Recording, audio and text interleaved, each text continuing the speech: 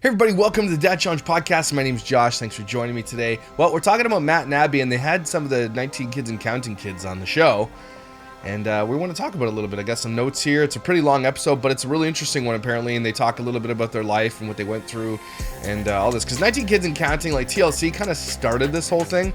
They were out way before family vlogging became popular on YouTube. People on YouTube took advantage of that, of like this popularity thing, and they went with it. And like, let's be real. Nobody from TLC's shows ever had a good deal except for the parents. So let's talk about it.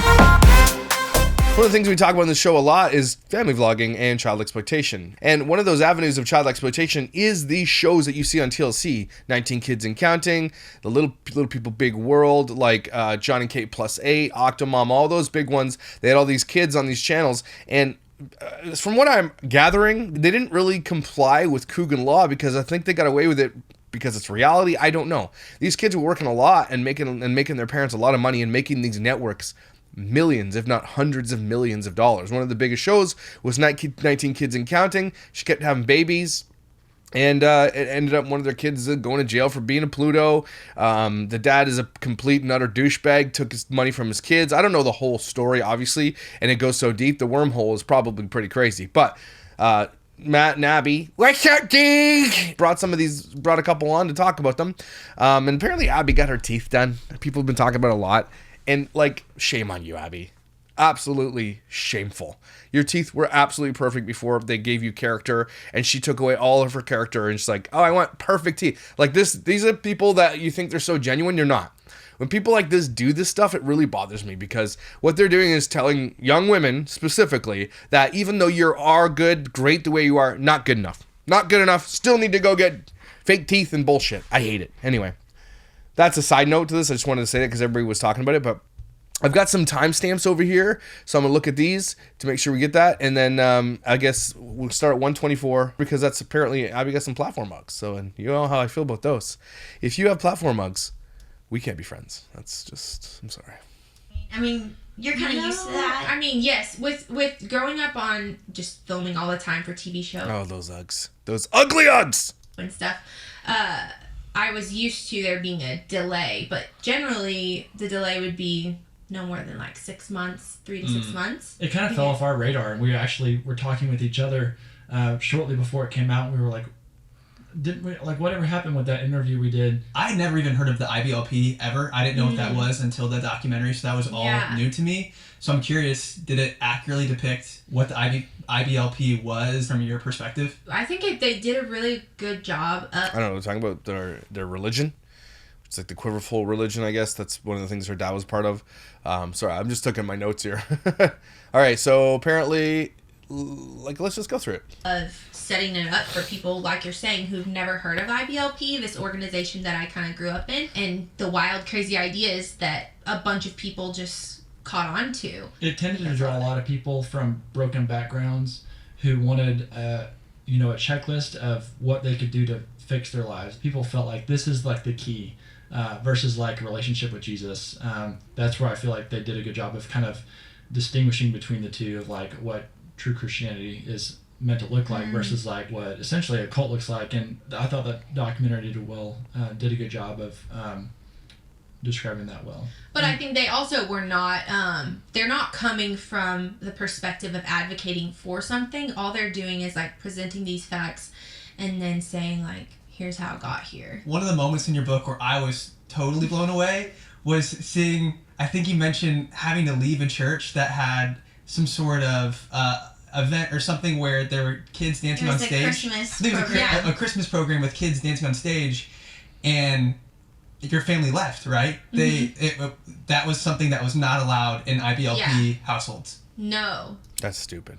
Dancing. Literally dancing in the Bible. Yeah, it would be very much something that if we didn't just pick up and leave during, then we would, after the fact, like my parents might like apologize to us, like, I'm so sorry, kids, that you had to see that, or to see dancing.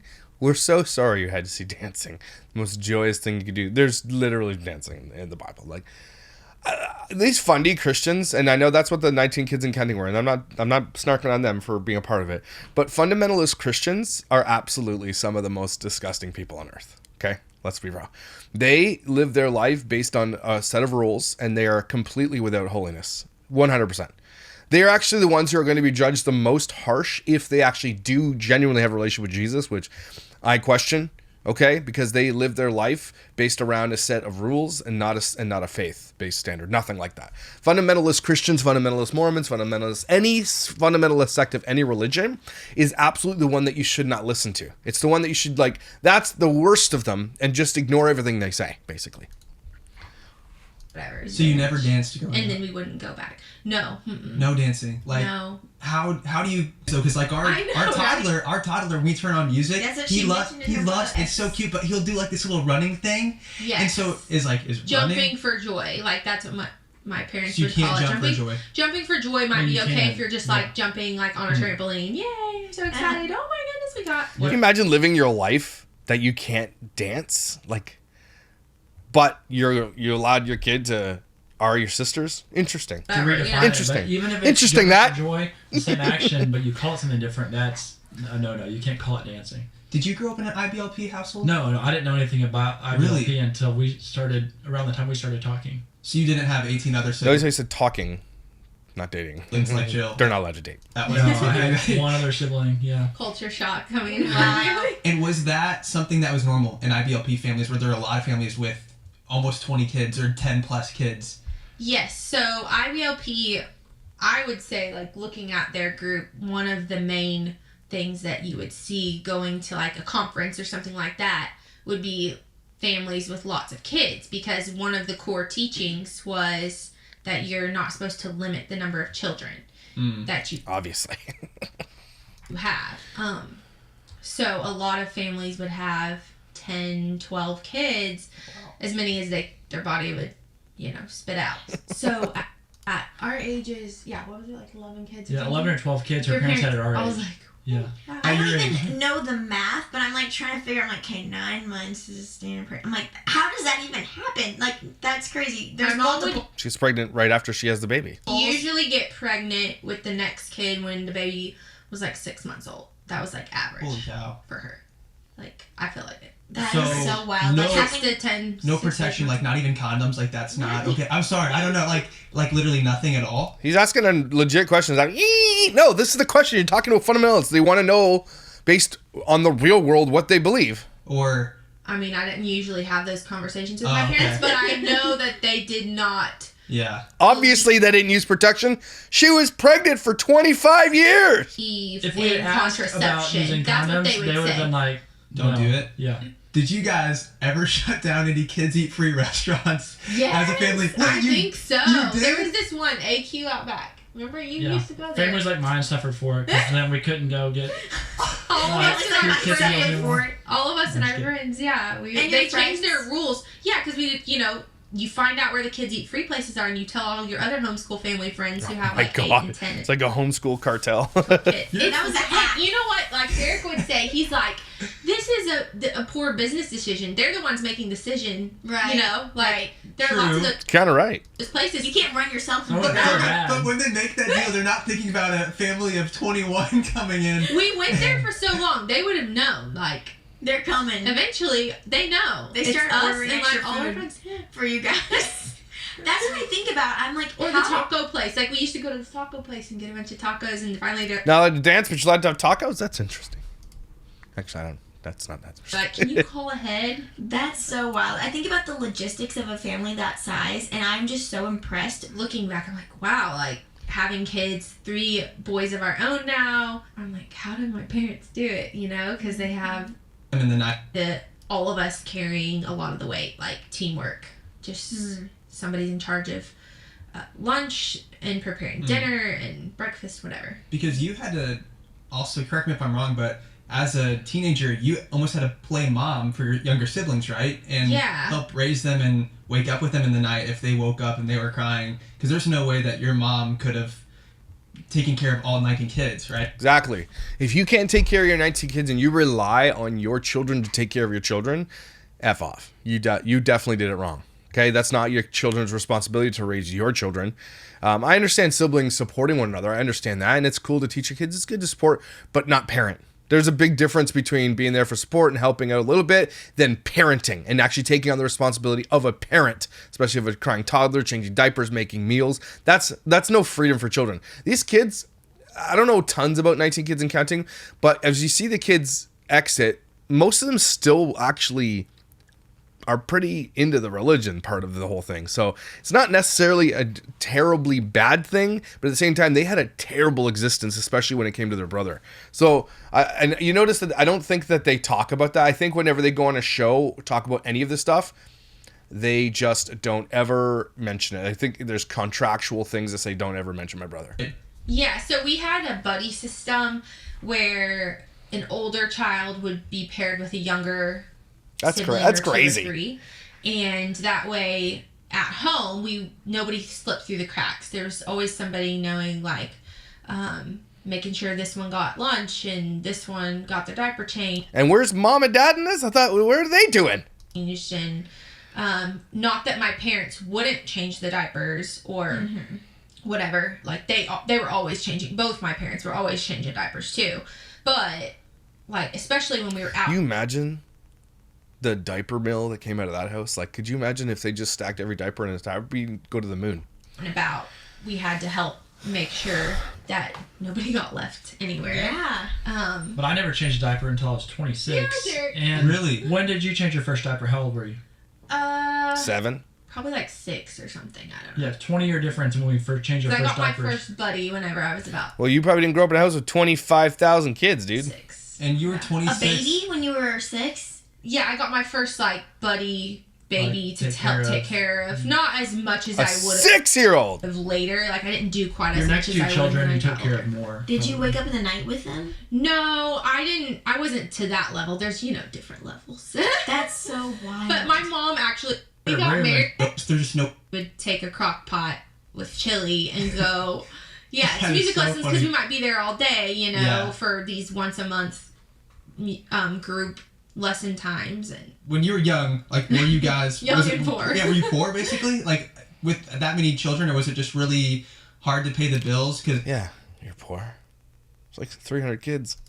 I can Yeah. imagine that many children under one roof. That the expenses must have been astronomical. yeah, I mean, I wasn't balancing the budget with my parents, but I did know that there were times before the show where things were very tight, and my parents would say, "Hey, we need to pray for this or that." Well, you told me Or about one We time sold where, this property. Yeah, you told me about one time where you put your blanket in the freezer so that whenever you went to bed, you'd be cool without AC. Hey, that's not a bad idea, actually. Yeah, like when we moved, we were staying in a rental house. This was after the show had started, but before the series started.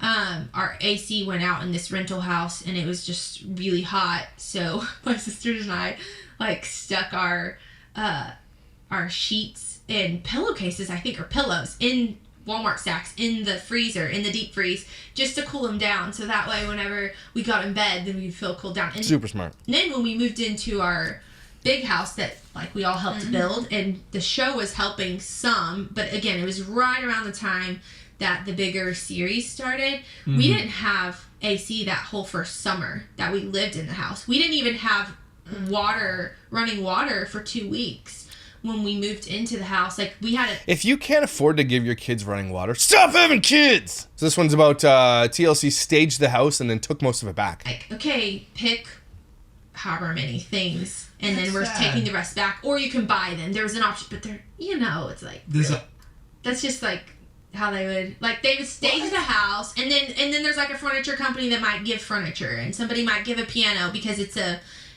what do they call it? Like Brand deal. organic product placement. So there might be product placements that you get things, and then I don't know behind the scenes, like, how much financially it was being like, oh, we're gonna. Yeah, they wouldn't just a show this popular. You wouldn't just get the product. You would also get paid a lot of money. These kids don't know what their parents got paid, and their parents, as far as I'm concerned, and I'm not sure if this is still the thing, that they didn't pay their children. For the cover construction or whatever. the construction of this or that. Like, I don't know all those numbers, but at the time I'm just like, oh yeah, we get this or that. And then, but yeah, with the decorations and all that, I do remember them saying like, okay, pick however many things, and That's then we're sad. taking the rest back, or you can buy them. There was an option, but they're, it's like Designer, really pricey. so expensive. Yes. But like, we got to pick out our beds. I do remember that. Like, Neat. there was a magazine and somebody was sponsoring whatever, so we got to pick out new beds. And we're like, oh, this is fun. That's cool. So And I I have 2 weeks of vacation a year, and I had to take a week of vacation for this time.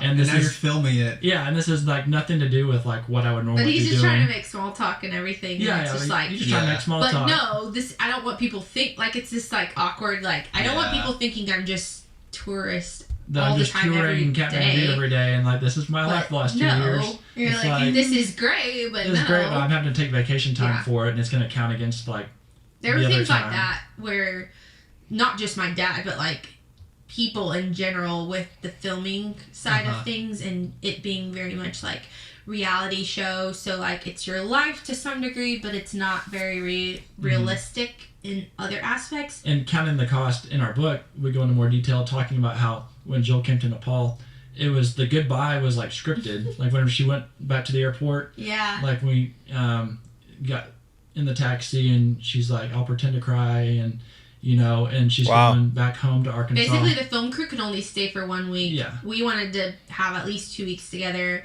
And so Taxi as driver well, we was have to completely film this confused. goodbye scene.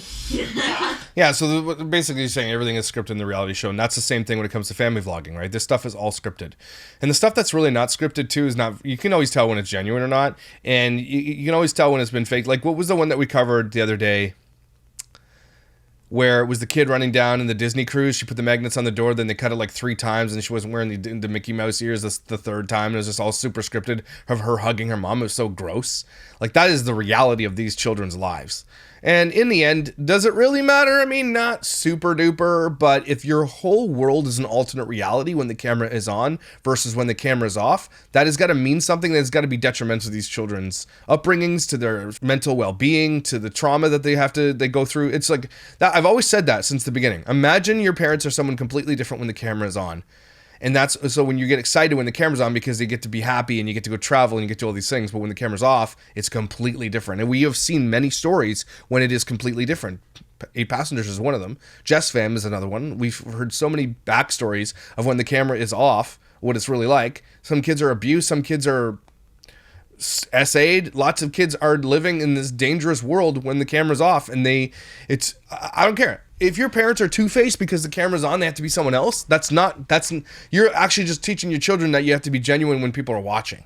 Well, in our early relationship, Derek was working in Nepal, and then when we got married, right before we got married, in our first Like year and a engaged, half yeah. of marriage, Okay. he was working for Like from the time Walmart corporate. So Yeah, from the 45 time- hours a week.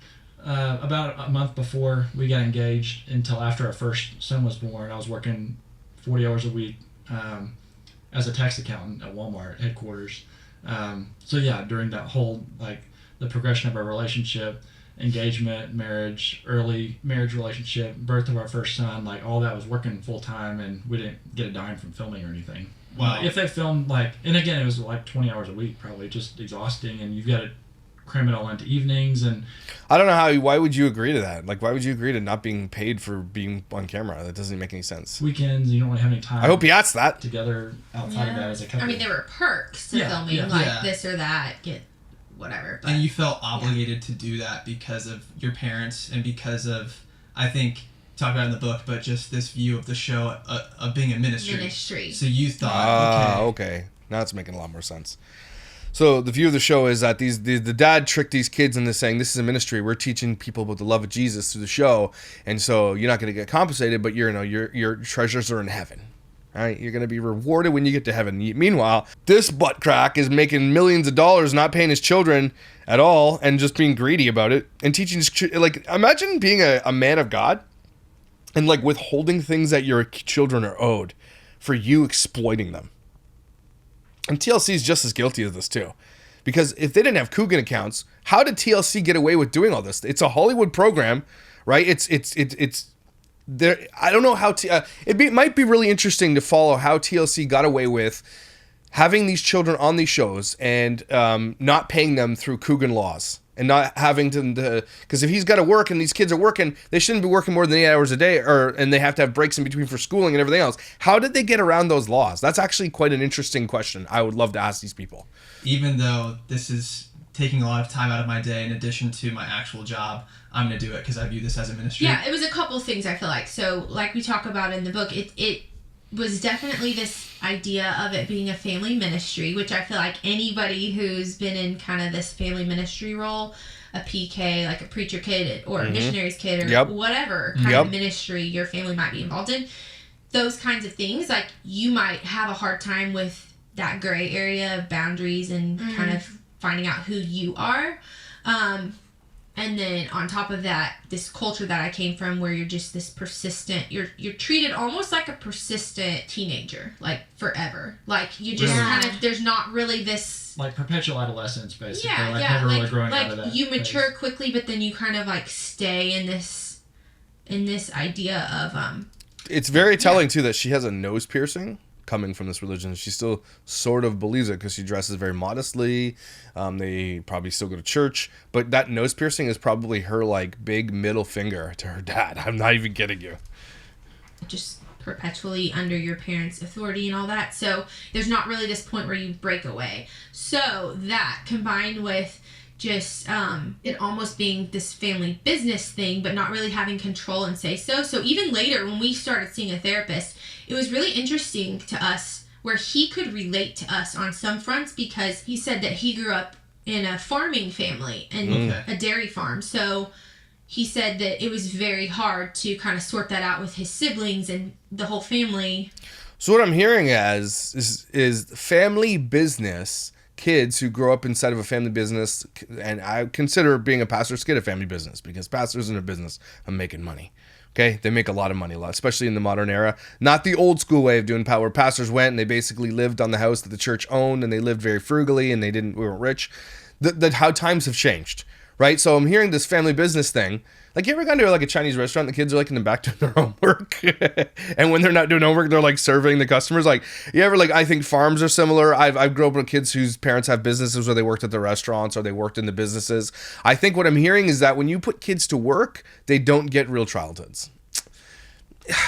And I get that. Like, I wouldn't put, if I had a business, I would absolutely be putting my kids to work to some degree, but only like when it was legal to do so, and if they wanted to. I wouldn't force them to do it, but like I'd want my kids to understand the value of a hard day's work and money and everything else, especially farmers' kids who are like the salt of the earth. Farmers, and I know lots of farmers, and those kids are always the most mature. Always. I'm not saying they're always some of the most mature people I've ever met. The kids are, and the kids have like really, really, really good lives too. Like they grow up outdoors in the sun, working hard. It's just, there's a balance though to have. You shouldn't be forcing your kids to do things for you where you make all the money and not paying them.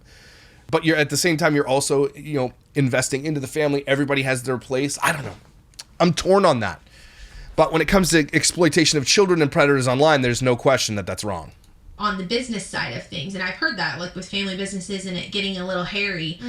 We didn't even have an expectation of payment until we realized that we didn't have control. Like, it was like years into our marriage where we were making the transition. We're like, okay, we were glad to have helped the family for a little bit, and we were like moving to make the transition out, and they're like, you're not allowed to go out. Like, oh, so they were like, we're done with this, and then they were like, no, you're not.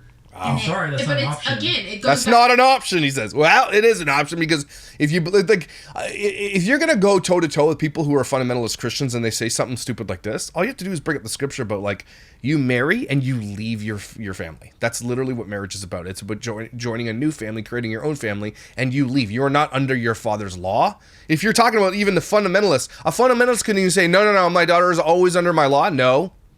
That's not what the Bible says ever. All these people had to do was back it up with scripture, and there's nothing you could say. But it sounds like this guy who seemed to be like this innocent, loving, caring dad was actually an effing tyrant. That's what it sounds like to me. To that whole culture.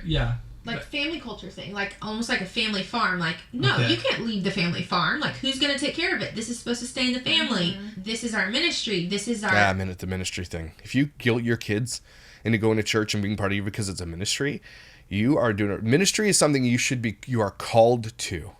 Okay, you are called to ministry. You cannot force somebody to be in ministry.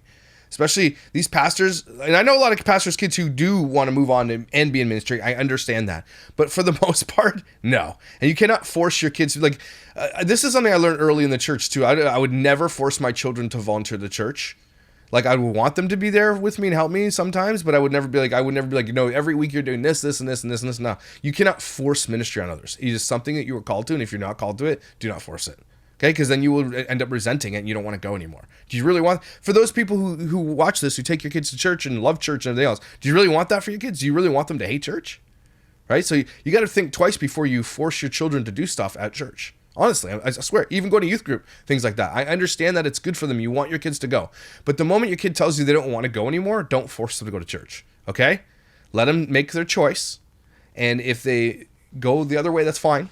Maybe someday they'll be like, you know what? I still had great memories of it and I was never forced to go. Whenever you force a human to do something, they want to do the opposite. So don't. Family, whatever. Like, you're not who's allowed that? to. It's kind of this and idea. But then once we realize, if we're not allowed to, then we are giving up something, so we want to at least see something in return. Yeah. That's more than fair. Yeah. 100%. All right, teeth. I can't look at it anymore. We're being required to do it, and not like we were fine before. And it's just like, as we're able to, we'll do as much as we can without that expectation. But once we find out that there's a requirement, then that's going to change things. Then we need to sit down at the table at that point. I know. And then there And wasn't that we go into ability that to in the do book that. a lot, so count Yeah. the costs. Obviously, your family was different because you were on reality TV, but was this same thing that you were dealing with similar to what other IBLP families had in place, where you were like a perpetual teenager, essentially, always under your parents' authority, had to obey them even when you're 25, because I think you were 25 Well, you're when you guys married were to recording. have your own family. Yeah, and you have your own family, your own kids. I think that was very much part of this IBLP culture. They had these 7 basic principles, and I think the main pillar was this principle of authority, where it's almost like this umbrella of protection they talk about, where you have God, and then you have Funny that patriarchal religions put the man as the head. And again, the Bible does state this. It does. The man is the head, spiritual head of the household. The man is that's what the Bible states. I'm not saying I agree with it completely, but that's what the Bible does state. But a lot of men will use that and they'll use it wrong, because Jesus doesn't want you to be a tyrant leader of your family. He wants you, the guy's responsibility is to die for your wife and for your family. So a little bit skewed. Obviously, you were sworn to protect.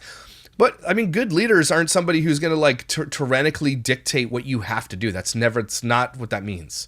And you're not allowed to do that either. The Bible doesn't give you precedent to just do whatever you want, say whatever you want, and force people to do what you want. No, that's not what that means. And that's what a lot of these fundamentalist religions, they do. They talk about this kind of stuff. People who don't allow women in ministry, people like this, they're gatekeeping what they think God can do. So there is a balance, obviously, but I mean, a good family dynamic, a good godly family, a good godly man isn't somebody who's going to lead tyrannically. He's going to lead with love. And that's going to look way different than a lot of these people grew up in. It's going to look completely opposite of what a lot of these people grew up in. It is not what God called for you to be this leader so you can be an asshole to people. Okay, it's so weird that church and men in church that grew up in fundamentalist religions believe this. They're like, when I say it goes, oh, you think Jesus would be like that? Get wrecked. Parents and the government and the kids under that, and just this ranking system.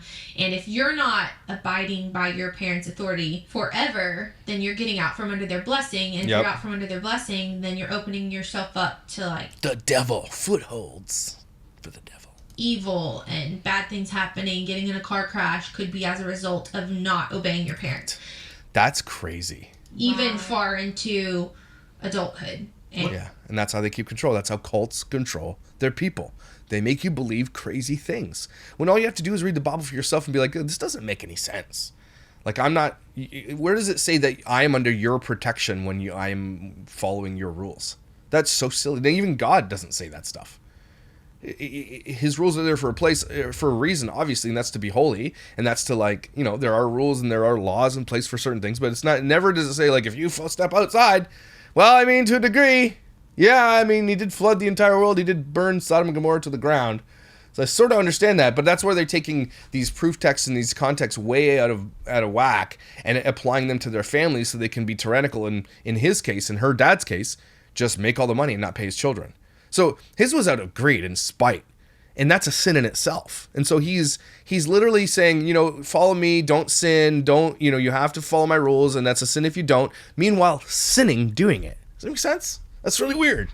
He's a dink. They had like 20 ads in this because they had the most, they knew it was going to get the most views, so they had like 20 ads. At that point. And like really the reality TV just poured gasoline on the fire that was already there, like, because that would have been the case, I think, and Jill and I have talked about this, like with or without the reality show, this control issue would have been a thing, but it just blew everything out of proportion with like, well, now if the patriarch has more money, there's more control and there's more things you can hold over somebody. Yep. When did you notice that your dad ended up putting the show above the family? It's hard to pinpoint like one time because it did evolve. It was very much an evolution, but it was still always very much like we talk about in the book, where there's this whole like, it's a ministry, but it's also a financial business decision as well. So you can play to whichever side you want. Like 95% sure the show would not have persisted as long as it did if as each adult sibling became an adult and said, I would rather not do filming.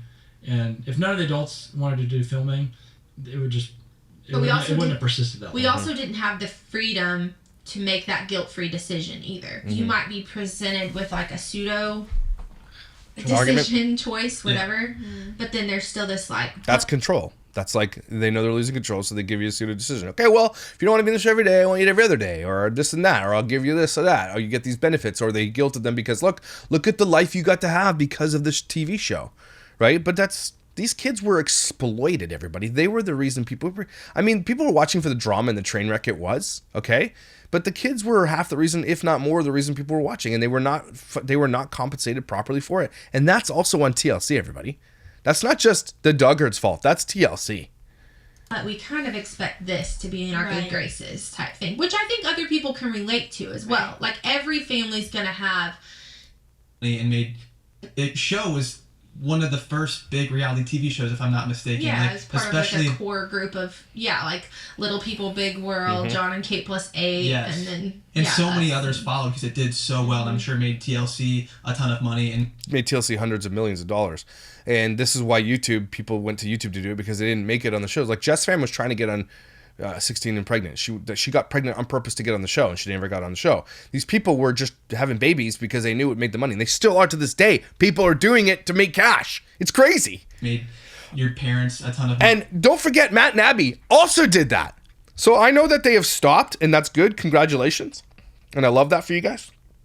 But don't forget that you guys dove into that too. And a large swath of your following came from the exploitation of children. So don't pretend that you didn't take advantage of it either. Even though now they think that they're all above it. And I do agree that thank God they did stop. But they still, a big population of their followers came because of their children.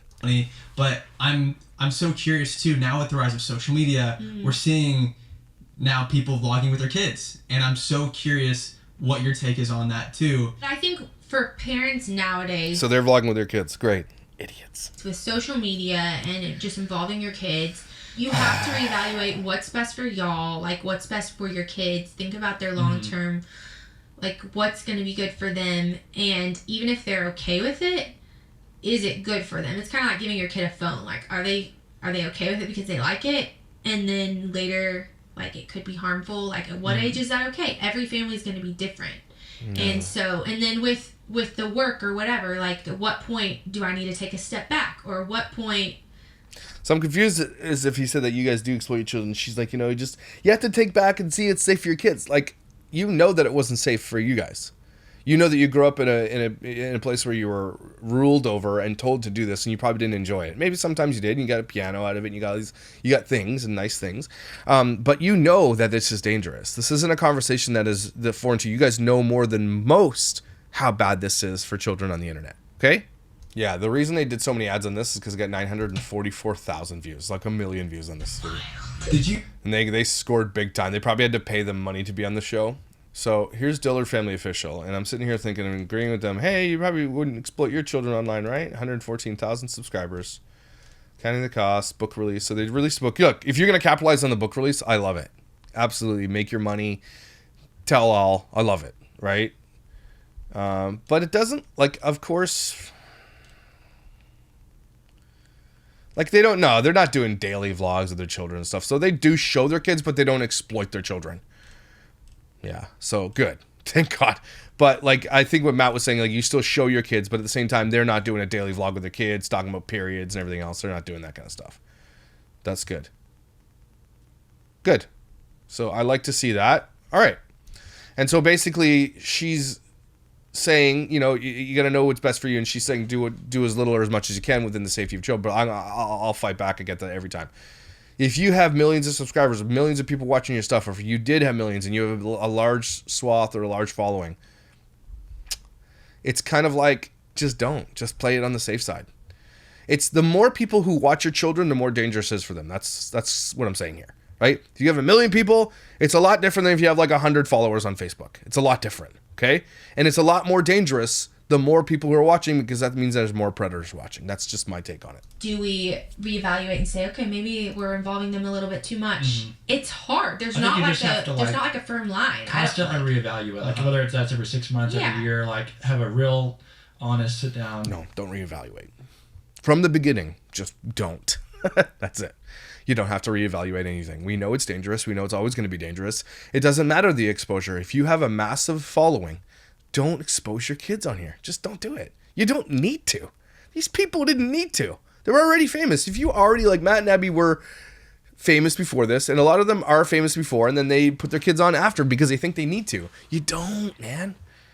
You will feel so much better about not exposing your kids to this side of the internet when you know it's dangerous too for yourself.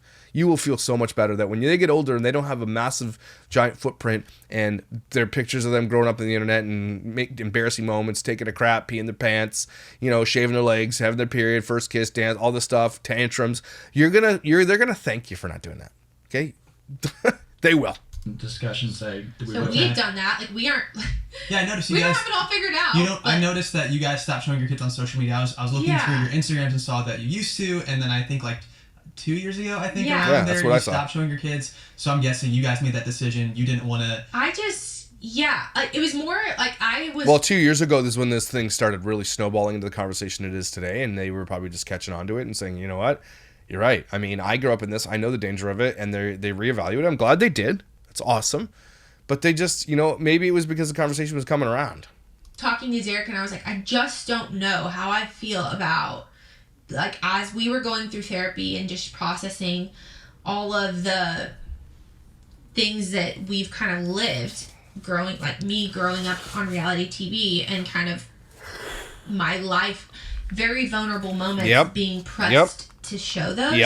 And then everybody, you know how it is. Like, people are so involved in your lives and like paparazzi that then they want more, and they want to know. And if you don't post, then they're like, "What's wrong? Are you sick? Are you dying? Like, whatever." You know, it's just like she should be giving like TED Talks to family vloggers. They'd listen to her. She's pretty famous. Like, these people have so much power that they could be up there and advocating for children. And I'm not saying they have to.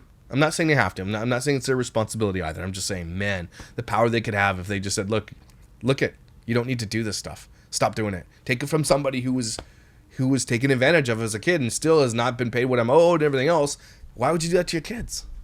Like this constant thing. I can't believe that. Yeah, your birth, your wedding, everything. Okay, I'm gonna go skip to Jim Bob. The fact his name is Jim Bob makes me laugh. But it was, it was. I didn't. Like, I think when they're under our roof, like, we're gonna have some pretty strict rules. We're not just gonna let them, like, sleep around at home or something. Yeah. But I think that it will not be as strict. And it was the day before your wedding, right, that you guys signed the contract that effectively said, I have to give away, like, I have to be able to film for the next 5 years if the show needs it, essentially. I signed it. I never signed it. He's like, I haven't signed shit. I ain't be on the show. Signed it, so you're just kind of, you were doing it just to be a good husband. Be a good No, he didn't even know it existed. I didn't know And it you didn't existed. know, well, We and you didn't didn't really really either. know I what didn't it was, know what right? it was. Yeah, I was lied to, basically. Like, I didn't know what. Imagine that. Your fundamentalist Christian dad lied to you about a contract, about money.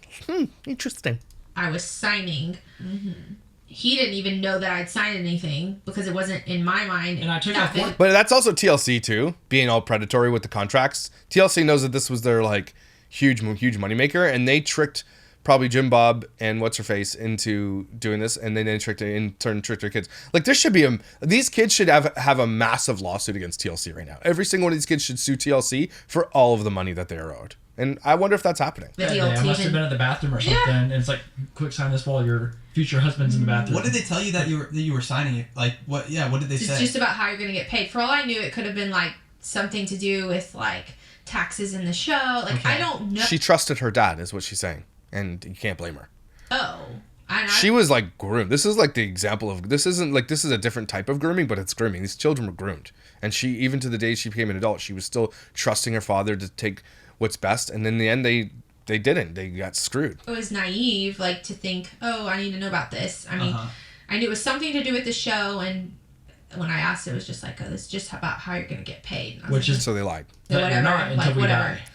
Oh, you're not until we die. So, This is like the day of my That's so rehearsal, weird, and yeah. like I'm moving out, and like, yeah. like, you'll get an inheritance someday.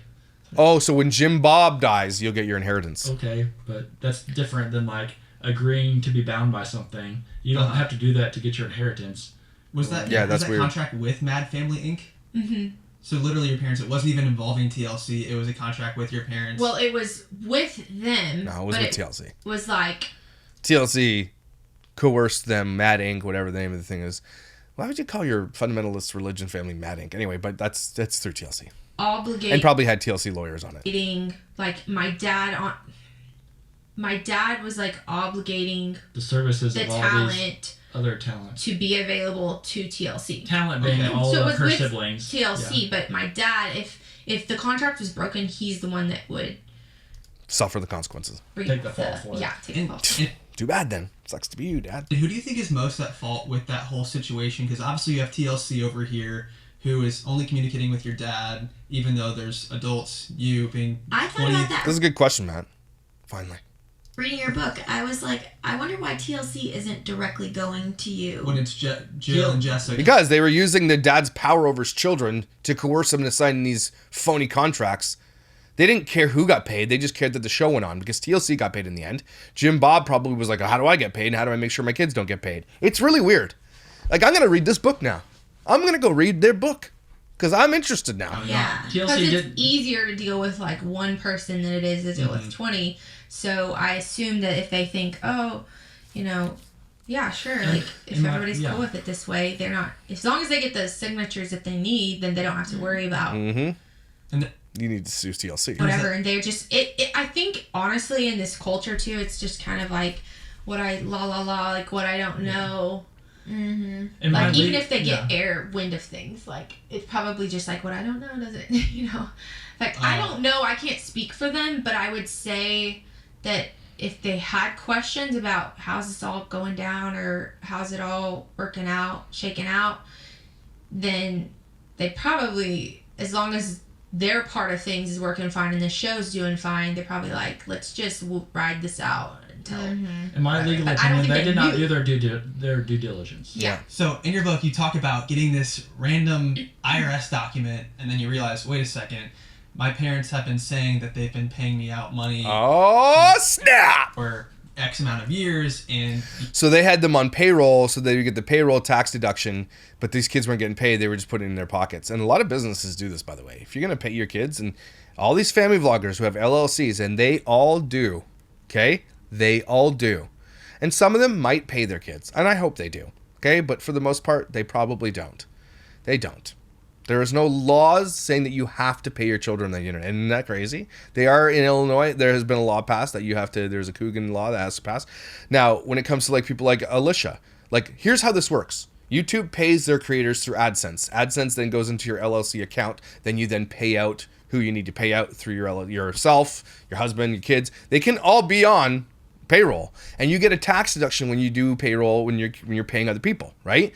But it sounded like Jim Bob was taking the money, putting it in his pocket, and saying that he was paying them so he gets a big tax break on it. Now, I'm telling you, lots of family vloggers also do this. The reason why I'm covering this is because of the parallel between them and what Jim Bob was doing and what these people do with their kids. they might put a little bit of money away for the kids, but I doubt in any aspect of their lives do they actually do enough and what the kids are actually owed, because if they did that, they wouldn't be able to pay themselves what they would pay themselves. They wouldn't be able to live the lavish lifestyles that they did because the kids would be getting a lion's share of the money.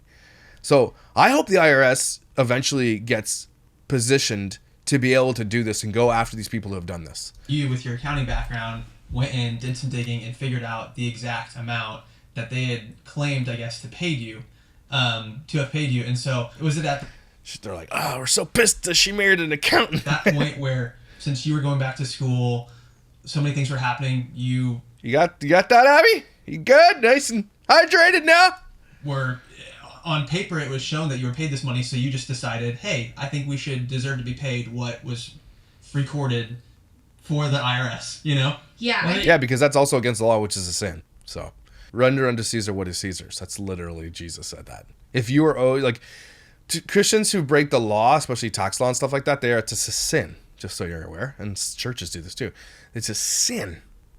So Jim Bob is absolutely just a giant ass hypocrite. It was several Yeah. things. Overall, like the biggest takeaway for us was just that there were things being continually hidden. Like we would hit a roadblock, and then her dad, because he was over Mad Family Inc., Jim Bob would basically kind of make it look like he was coming forth and being like, I'm sorry, this is how it was, like you figured this out, like we didn't mean this or whatever, we really weren't trying to do anything intentionally. Jim Bob's a douche. That's a t-shirt. Sorry, and then move on. There'd be something else we'd hit, and it's like, no, there's this other thing, and then it's like, well, There's if it was lack of transparency. there's no transparency, because it's almost like it's better to ask for forgiveness than for permission. Yeah. And Yeah. once like we bring something up that we're should have been made aware of, Yeah. and that's harmed us, it's not like, oh well, sorry, we didn't even think about this. Like there's this other stuff too, and like if you need to make a decision based on this other information too, then by all means, like we really didn't mean to like keep this from you. You did. Versus like, oh no, like they not figured out, but like they're aware of this. We're gonna like dig our heels in and not reveal any other information that could affect your lives. Basically, it's a lot easier to fess up when you've been caught in it versus just like. And they use the Christian, well, I'm sorry, will you forgive me? And then these kids, again, who are groomed and conditioned to do this, oh, yeah, and they do. And this guy doesn't sound like he sounds like he was a good person for her and like helped her escape this crap. But at the same time, also isn't someone who's going to go cause a big ruckus. He's like, look, I found out, let's figure this out. And Jim Bob's like, it sounds like she married a dude just like her dad, actually. But Jim Bob is a conniving, creepy douchebag. And he's a good guy. He's just trying to navigate it, knowing that his daughter has a relationship with her father that she has. Going above and beyond to just be transparent. His wife, not his daughter. Mm-hmm. Wait. Knowing that his wife, who's Jim Bob's dog, who is Jim Bob's daughter, has a relationship. You know what I mean? You know what I'm saying? Say, here's where it's at. Here's what's happening. Like, I'm sorry I did this, but here's this also. And you can only claim the ignorance side of it or accidental oversight so many times. Mm-hmm. And so for us, when we got this tax document in the mail, and then we're finding out different things, we're finally because they would owe the tax on that. Like, hey, like we've been screwed over. This is not okay. Mm-hmm. Here's your opportunity to like prove it to us. Like prove to us that you want to do what's right. Mm-hmm. Because like there are consequences for mistakes. So like, okay, if it's a mistake, normally if it's a mistake, you would then come back and be like, I'm so sorry, let me make it right. Yeah. So make it right. Mm-hmm. Like, here's what we're offering. We felt like it was a very like clear cut, like we laid it out. Basically pay us what we're owed. Clearly. Like we didn't feel like it was unfair, unjustified. Mm-hmm. And so when we made the proposal, we felt like it was a matter of principle. We knew it was not fair. Like, we knew it wasn't about fairness. No. Mm-hmm. But it's not about fairness, it's about principle at this point. I'm saying fair on the side of like, it wasn't unfair to ask for this. It was not the reasonable fair amount. It was less than that we were asking for, but it was the principle of the thing. Like, okay, you say that you've changed. You say that you want to make things right. What can you do? You're asking us, what can I do to make this right?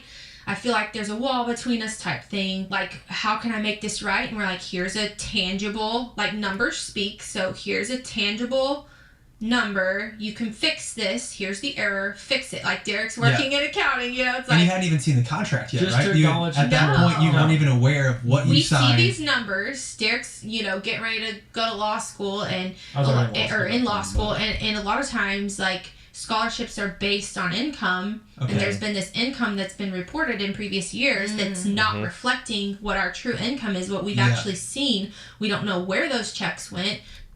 They went into Jim Bob's old pocket, is where they went. And again, this guy is not like somebody who's out partying, drinking. Like, what did you do with the money? Like, you're building generational wealth for your children, is what it sounds like. But why don't you just give it to them? Why hold it? You know why? Control. That's why. So like, we're just like, okay, prove to us by your actions that what your words are, what you're saying with your words is true. And Like, so I- it happens. We Go, you're a threat. You're a threat to the business. Clay gets another audit, and Oh, really? Because of, and gets in that's in not our trouble. goal. That's not like our we're goal. not Yeah. just like out to That's get not our people. goal, but like because of just how bad things have gotten, like you don't want it to get to that point, and you hope things get made right before it gets to that point. I think you mentioned too that it was almost like your siblings were almost turned against you. It was almost this idea of, oh, you're a threat. You're a threat to the business and the show, because The you trust circle. Yeah. Because you're one of the family members, it's like there's always been this tight knit, like we bind together. Anything happens, we all go out to the farm and just We all write it down. hunker down and like don't let the paparazzi find us type thing. So now that it's like somebody inside that circle questioning, then you're like You're on the outside. cast out to some degree. I mean, my parents have always they still wanted to like, you know, come bring Christmas presents or birthday presents and that type of thing, like have some kind of relationship there. But yes, you get like kind of kicked out or black sheep, you know, like Do you think it was? feelings. What was the main reason why they weren't paying you what they reported on taxes? Was it because of worrying that your other siblings would then want to be paid out that amount as well? Which then That would- was one thought Okay. that was actually expressed verbally to us, was like, you know, we can't do this 20 times over and those kinds of things. Yeah, like But at the just same let time- us control it. We know what's best for everybody. It goes back to that mentality of like not recognizing the true value that's been given by the people involved, aka your children, Yeah. who are now adults. Like not recognizing that value, and then also just like wanting that persistent control Yeah. and leadership of this organization, you know, this family business thing, and just not wanting to But Let it go a ultimately, little. like, and I'll get on my soapbox a little bit. Like the tax law is meant to make things fair, not Yeah. necessarily. Again, people get equal and fair, like confused. Mm-hmm. I'm so curious. Have you guys talked to your parents since the release of the book? yes, Can you I imagine that? didn't like sit down and have a conversation and say, what do you think about the book? Oh, okay. Did- Not like, that kind Did of they thing. read it or? I've Of course they read it. heard that they did. Oh, Of course they read it. I heard they like listened to it on audiobook or something. I Or don't your know. mom, you know? I'm just. No, I heard both of them did, but Oh, I don't okay. know. Like I'm not gonna. It's Through the they're my grapevine. parents, The grapevine, the 400 other kids that are in the house. and I'm gonna tread lightly. I also don't want to just like create more controversy. It's kind of like when you get together at the holidays and there are just certain things that you don't like want to just bring up. It's yes. probably I wouldn't be getting together for the holidays with my parents if they did this to me and then didn't, fix the problem, didn't reconcile. Like, it sounds like they still get together, people, and they just, let's not talk about it. Let's say, no, man. If your grandfather and grandmother of your children are like these types of conniving, skeeving douchebags, I wouldn't want my kids around that either. No thanks. a sore subject, so I know that they would probably want to sit down with a therapist or something and just hash it out, but we've tried that before and it just is not the healthiest way to go about it. So we're still on the road to figuring things out, but I You're not going to figure it out. They hate you. have seen my have we seen both of my parents? No, I think we've just seen Just your mom. my mom. Was the last time that you were all together with your parents, was that the birth of your most recent son? Probably. Trying to think. Which I guess Like, was wait, was 17 it months. As that, best or I was can it a tell. wedding, or was it a? Have there been any weddings since then? I can't remember. Imagine I how feel many like freaking weddings are in this family. No. We saw them at a birthday party. Oh, okay. Yeah, we saw them at a birthday Where party was since that? then. Which birthday? Joy Austin's, like, one of their kids' birthday thing or something. Or baby announcement. Could you imagine how many birthdays there are? Not just, like, because you're 20 kids, but, like, their grandkids, like, their kids, like, there is just no way everybody's getting a birthday present this year. Just my favorite niece and nephew. I don't know, some kind of family function thing. And you guys just don't really talk, or you kind But of that just say was not. hi? That was before the book. Oh, that's before the that book. was over a year ago. That was. Now we're not going to see them again. But that was Okay. since we had our last baby. Gotcha. Since yeah. They're not going to talk to you anymore until they get over it, until they get old, and they realize that they've, that they're sorry, and then what they're gonna do on their deathbed, Jim Bob and what's her face, they're gonna get on their deathbed, and they're gonna be like, we ruined everything. That's what's gonna happen. It's gonna be too late. It's been since the book was Yeah. written, but was released or something. And your siblings, do you see your siblings often? Yeah, like depending on the sibling, several of my siblings, it's still one of those situations where you kind of have to like know like what am I up for emotionally, and because a lot of times Derek and I will debrief afterwards, like, okay, like how did this go, and I would be lying if I would say that it's completely like it used to be, or there aren't any triggers, or it doesn't bring up any trauma at all. Like there are those moments, but I can definitely get together with some of my siblings and just have a great time and go to lunch for my sister's birthdays or something. And everyone's on their but own it's journey. still hard. And they're at a different place in their journey. When they read your book, they're also going to write their books and realize, oh, they made like $1 million. I'm going to write a book. Yeah. And this book is for them just as much as it's for other people. Like maybe if they're 17 and living under their parents' roof, it's not going to help them right now, but maybe it's something that could be a resource for them 10 years for later, from now. maybe they would be like, oh, I can relate to your story or whatever. Yeah. And I love the analogy that. Yeah, it was a decent interview. I thought that was going to be a little bit more about the family vlogging side, but I tried to attach it to the family vlogging side of things because that's the one of the most, again, you don't have family vlogging as a success as it is today without the Duggars, okay? They paved the way with TLC for people to do this, and they still do it to this day, and they still make millions of dollars to this day doing it. There are still new families. Every once in a while, just popping, oh, we're having babies. Family vlogging obviously is on its way out, but at the same time, until social media platforms take control and start saying no more of this, and they won't, because they make literally hundreds of millions of dollars off it. They're not going to do it until they are forced by lawmakers to do it. And so that's what we're hoping is going to happen this year and next year and everything that's coming along with it. I think it's going to be a big year. Who you elect is really important this year. You have the big election in the US right now. Ours is next year.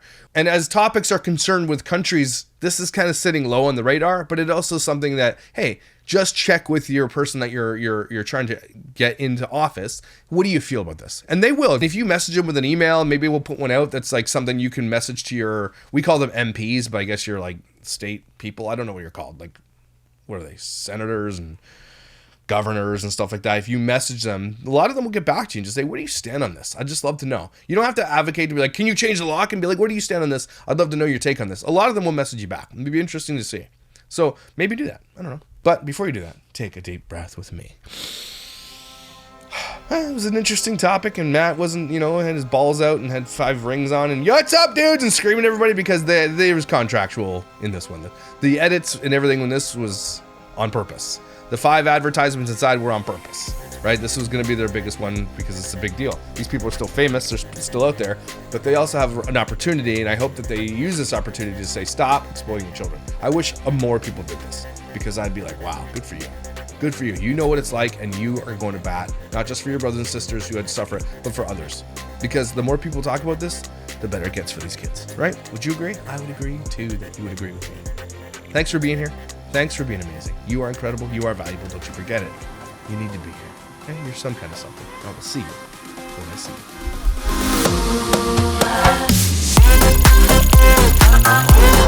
you.